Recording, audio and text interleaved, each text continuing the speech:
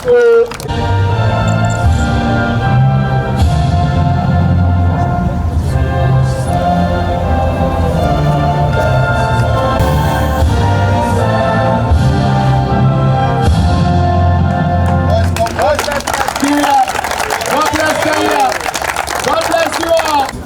the big final for the ICC Under-19 Men's Cricket World Cup Africa Division 2 qualifier between Nigeria and Kenya. Kenya won the toss and elected to bat. It's important.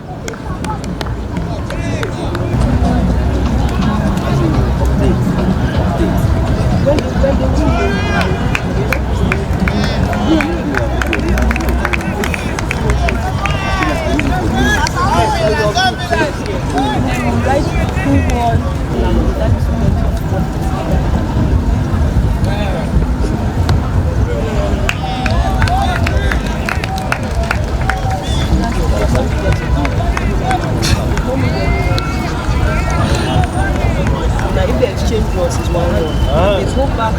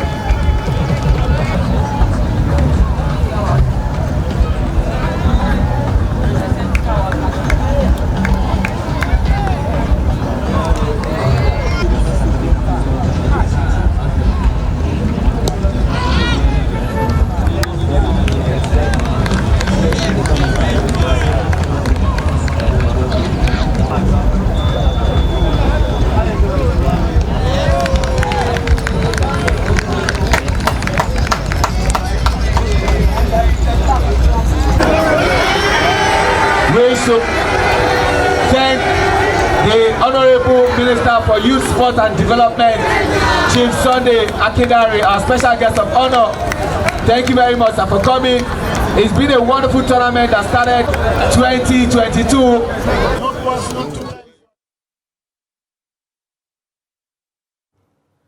Hello and welcome to Sports Update. I'm Emmanuel Fashemi. That was some tidbits from the Division 2 ICC Under-19 qualifiers, where Nigeria actually got a ticket to Division 1 qualifiers for the ICC Under-19 Cricket World Cup, where they went to recent in Tanzania.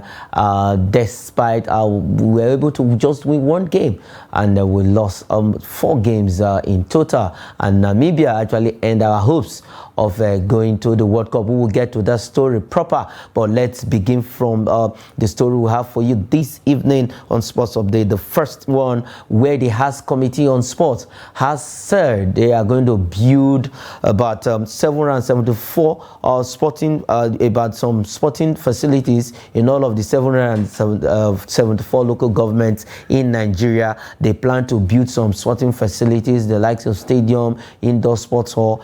You know, when we talk about sporting facilities, we know what that is all about. So the House Committee on Sport has planned to build sports facilities across all the 774 local governments we have in Nigeria. That means cutting across all the 36 states, and then including the FCT, because we are going to have some sporting, already we have some sporting facilities in the FCT. All they just need to do is to upgrade the ones we have already and then add to the ones on ground. But if actually this is going to see the light of the day, then it's a very smart move coming in from the House Committee on Sport, where they have proposed to build, because we shouldn't be having facilities in Asaba, Edo State, Abuja, Kaduna, Ibadan. We should have in all of the 36 states, in the whole local government. Then there should be sporting facilities to actually aid our sportsmen and women, where we can harness talents and then groom them, expose them to some of these facilities, so that when they get outside the shores of this country, they can do well. The facilities will no longer be a new one to them, because I remember sometimes ago where we have some a friend of mine actually went out of this country. He's a sports person, and when he saw the facilities, it was he was marveled at what he saw. The likes of Plateau United, when they went to Esperance of Tunisia to actually play their CAF Confederations game, they went around the sporting facilities in Esperance Stadium. They have a mini stadium. Then they have their training pitches, up to 5 training pitches, with some other sporting facilities that is available in that stadium. So we can, if the House Committee has actually taken this step, then it's a good one coming in for them, and we just hope and pray this move actually see the light of the day, because if we have all these facilities on ground, our talents will no longer suffer, because they must have been used to some of these facilities. To tell you the truth, if you are a sport person, if you get to a facility that you are not used to, it is going to be a very big issue for you to actually get the best out of you, or to perform very well, because you are not used to the facility. For instance, let's take example of a gymnastic sport. There are some facilities you need to acclimatize yourself to when it comes to gymnastics. If you don't have them on ground, if you have never used it before, if you see, definitely you are not going to be able to use it, because you've not seen it before. So if the House Committee has taken this step, then it's a welcome development. I will not be doing this alone. I have Abba Michael, all the way from Plateau State, joining the program this evening to actually do justice to to all the topics we have for you. And I don't know if Abba Michael is ready to react to the first story, where the House Committee plans to build sporting facilities across all the 774 local governments we have in Nigeria. Michael. Yes, of course, I'm ready to do just that. That's what happens when you have technocrats on board. Honorable Ekene Adams Abubakar must be commended. This is obviously a groundbreaking record. If he can accomplish this proposal, he will go down history lane as the greatest House Committee member on sports. I pray that this goes through. If this goes through, when we say we want to develop sports at the grassroots, this is the best. This is what we call first things first. And I throw my weight behind Honorable Ekene Adams Abubakar. He should be supported, and let's see this come to fruition. Yes, he should be supported, and let's see this come to the limelight of the day, because when you talk grassroots, these are some of the steps. These are the first steps you need to put in place, because once you have all these facilities, the talents you are trying to get, the talents you eventually get from the street, from the sporting arena, wherever, these facilities will help them to develop, and it will grow them very well to become better when they go out there for competition proper. And that is what Honorable Ekene Adams is trying to do, and is a very good one. If you see the light of the day, then we will be very, very, very happy. It's going to help Nigerians very, very well. Okay, let's leave that story and head straight to the next story. That is the ICC Under-19 cricket, where Nigerian batter, they call him batter, Chimanyan Solomon, has won the batter award at the just concluded ICC Under-19 Cricket World Cup qualifier, that is Division 2, right there in Tanzania. Nigeria actually did not do well, but individually, this young man, Chimanyan Solomon, won this award for himself and for Nigeria, though we can say it's a consolation prize, but not just consolation prize. He actually shone like $1 million in all of their matches they play. Namibia was the one that quashed our hopes for not even getting that ticket at all. But for Solomon Chimanya, I think the eyes of the world have seen him. That is a good batter. For him to actually scoop this award is a welcome development for Solomon Chimanya and Nigeria.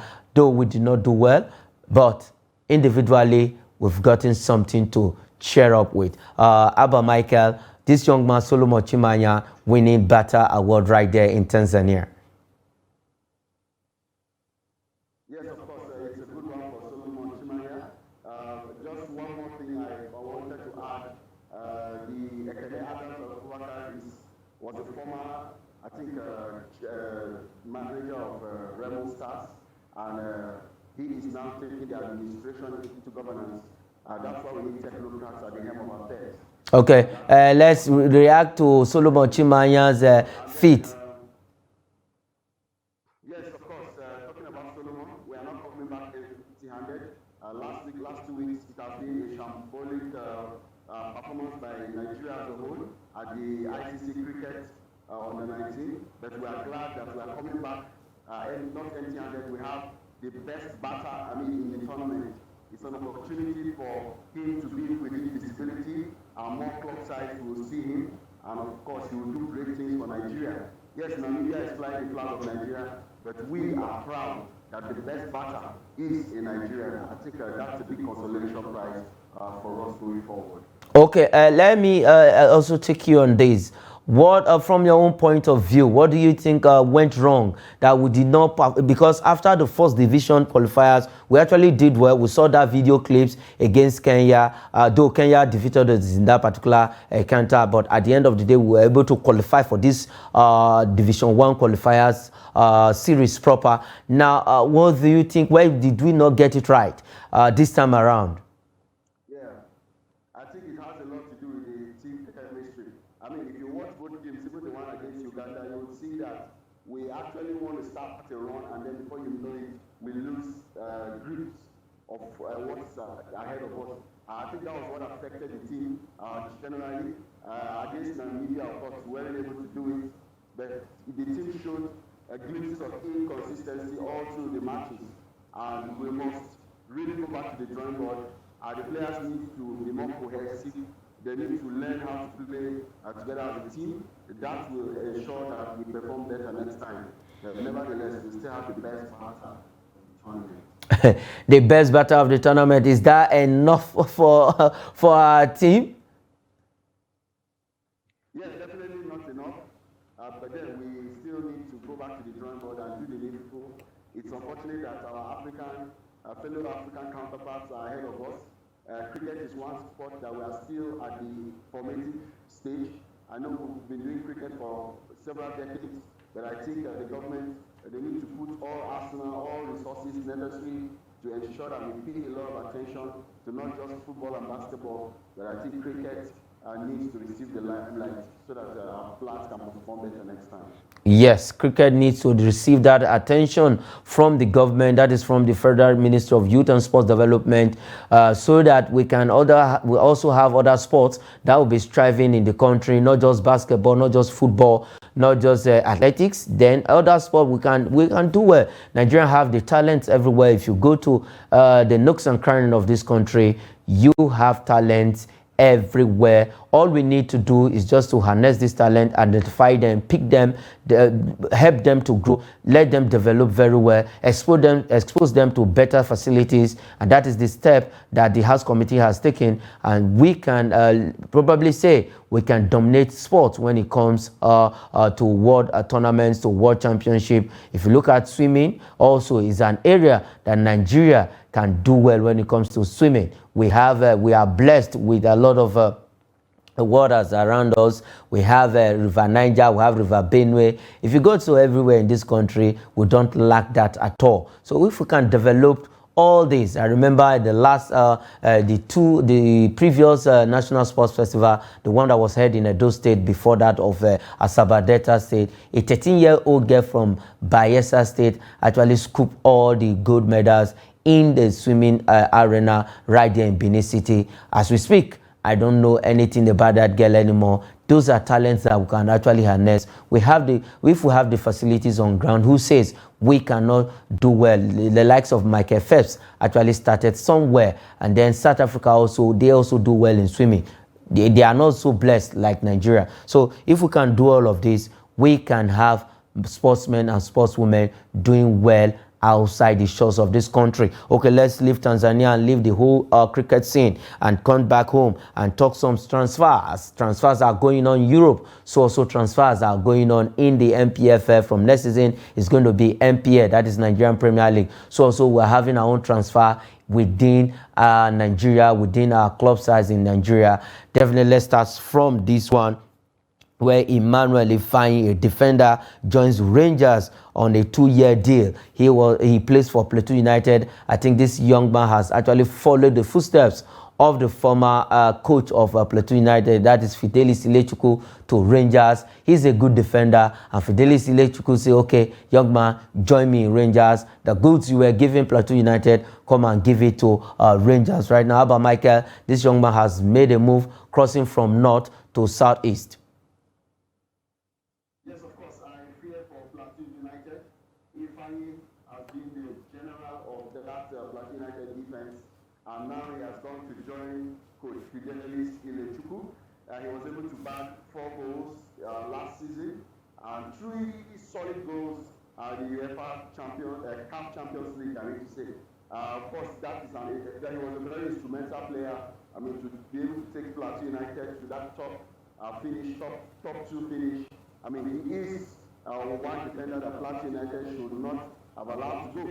But then he's going to replace Uche John, who is leaving the Rangers or is going to Rivers United. That is one of the most reliable defenders in the Nigerian Professional Football League, and I see that guy as a potential star for the Super Eagles. But I think Ilechukwu is already hitting the ground running with assembling the right squad as the season looks on August 26th.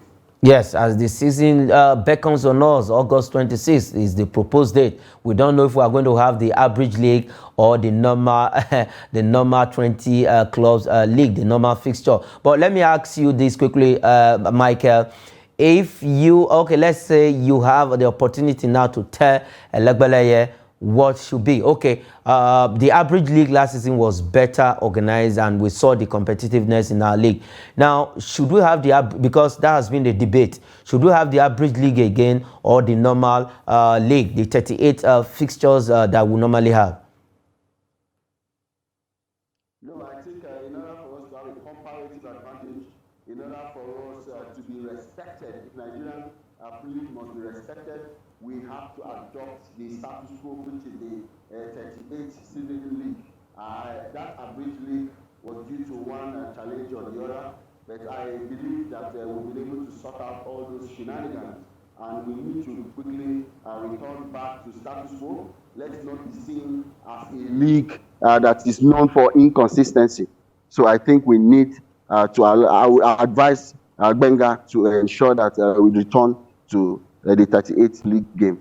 Okay, we should return to the normal season. That is what you are proposing, Abba Michael. Let's see how it's going to end at the end of the day. A lot of consultation is going on, meetings and the rest of them between NFF and then the league body. But at the end of the day, I believe we are going to have a better league this time around come August 26th. That is the proposed date for the resumption of the league. Let's see if it's going to be sacrosanct, because we know this is Nigeria. A lot can happen within a space of a day, and then probably you might have a change of date. But at the end of the day, last season was one of the best seasons so far for me when it comes to Nigerian club football. Let's see this season if they are going to organize it better. And to tell you the truth, we've already have in place our leagues is going to be on the TV come next season, because the deal and everything has been signed, and they've chosen 10 good centers that will be showing live games coming in from the NPL, that is the NPFL, come next season. Good one coming in from that body. Let's go to the next transfer story, still staying in Nigeria before we leave for Europe. This one concerns Shooting Stars, that is 3SC. They've snapped out Solomon on a 3-year contract. Solomon is actually a striker, but right now, let's say Benga Ogubate has asked this young man, come and join me in 3SC, come and give me your scoring boot, come and be scoring the goals for me in 3SC, and probably if they can win the MPFL title come next season. Abba Michael, Solomon has deemed fit to join Benga Ogubate in Shooting Stars. Yes, This is a young guy from Crown FC. I'm glad that the scouts of 3SC have been looking around and trying to spot good talents. 3SC did not finish too well in the last abridged league, and of course, it's an opportunity for them to boost their forward squad. And I believe that addition of Solomon will further boost the chances of shooting stars. And I think Ogunbote has just made the right decision. I think he needs to shop for one or two more players. I believe the team will be ready to rumble.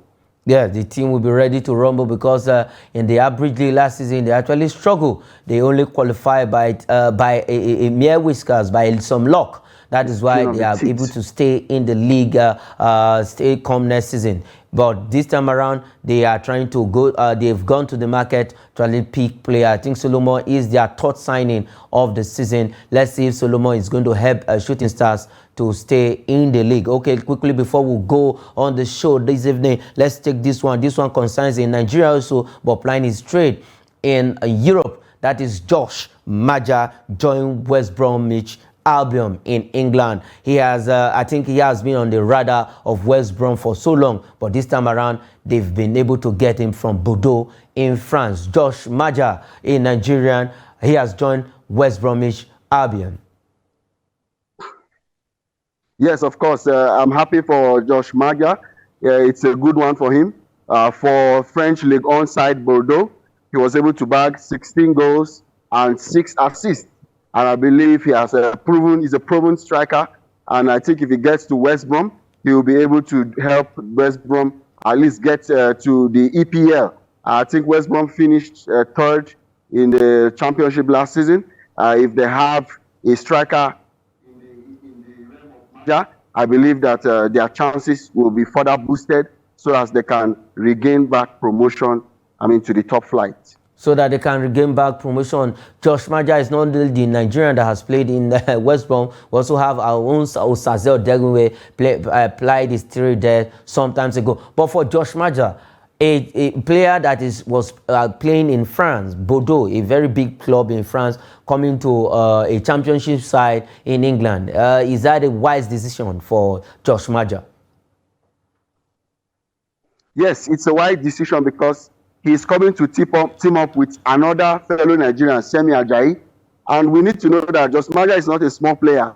Sometimes in 2019, I think he came in as a substitute for Victor Osimhen for the Super Eagles. So this will give him an opportunity to be seen in the limelight. England have cameras everywhere. Some of these players don't get too many call-ups, but an opportunity to play for West Bromwich Albion and team up with a fellow Nigerian, we will see a dynamic duo of him and Semi Ajayi doing us proud, and hopefully we'll see two of them come back to the Super Eagles. Okay, that is where we'll leave it. Mike, thanks for joining me on the show this evening. Okay. Yes, as usual, the greatest sports senator of all time. All right, thanks. That is it on Sports Update. I'm Emmanuel Fashimi. Thanks for watching.